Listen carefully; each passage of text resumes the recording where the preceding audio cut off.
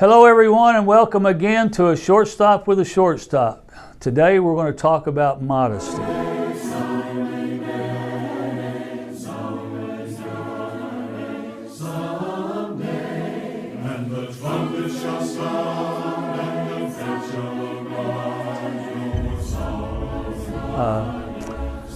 When I played with the San Francisco Giants, Willie McCovey would walk around the locker room before the games getting ready to be played, and he said, "Guys, if you don't play good, at least look good."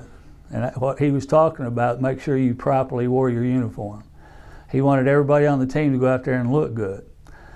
I can remember George Hendricks. He was the first guy that had long pants that went all the way down to his shoes, because normally baseball players pulled their pants up a little bit to where they'd show their stirrups or the different color socks. But he played for the Cardinals, the Indians, the Pirates, and the Angels.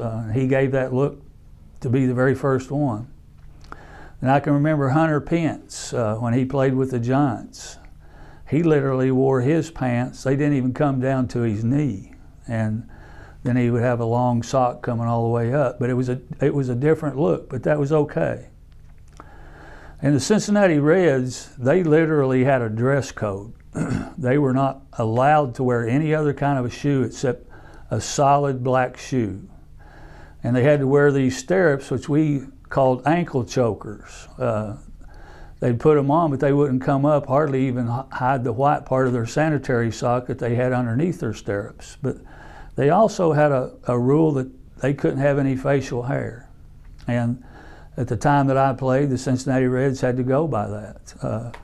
When I first came up to the big leagues, if you were flying on a plane, you had to have a sport coat. We didn't have to wear a tie, but it was mandatory that we wore a sport coat. If you go to Walmart, you'll probably know who the Walmart workers are, because usually they've got some type of a vest on or a coat on that says Walmart. And that's part of their dress code. Or if you go to Lowe's, go to buy some lumber, or some plumbing equipment, or some flashlights or batteries or something like that, you're going to know who the Lowe's employees are, because they have a dress code also. They'll have a vest on or a coat that'll say Lowe's. But what does God say in the Bible? Or does God have a dress code?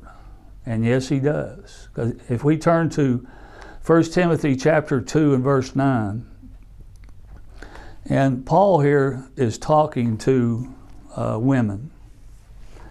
And he says, "Likewise, I want women to adorn themselves with proper clothing, modestly and discreetly." Now, what would proper clothing be? Well, it would be something that would not be low cut to where our cleavage would show. It would be a dress or a skirt that wouldn't be way too short to where women couldn't sit down without their underwear showing. And that would be modesty and the proper clothing that they would need to wear. And fathers, when your daughters go out on a date, or if they're just going to school, you should see what type of clothing that they have on before they go out of the house, if you're being the proper father that you're supposed to be.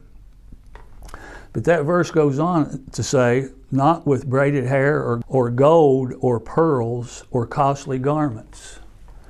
Now here it's talking about overdressing, because we don't want to go out and have all kinds of bling on or make ourselves look like that we're so much more important than somebody else, having glitter all over us, and maybe having a $5,000 hat on, or a $1,000 suit on, or something of that nature, to where we don't look gaudy or try to be putting somebody down because we can wear those type of clothes, or we're able to buy those type of clothes.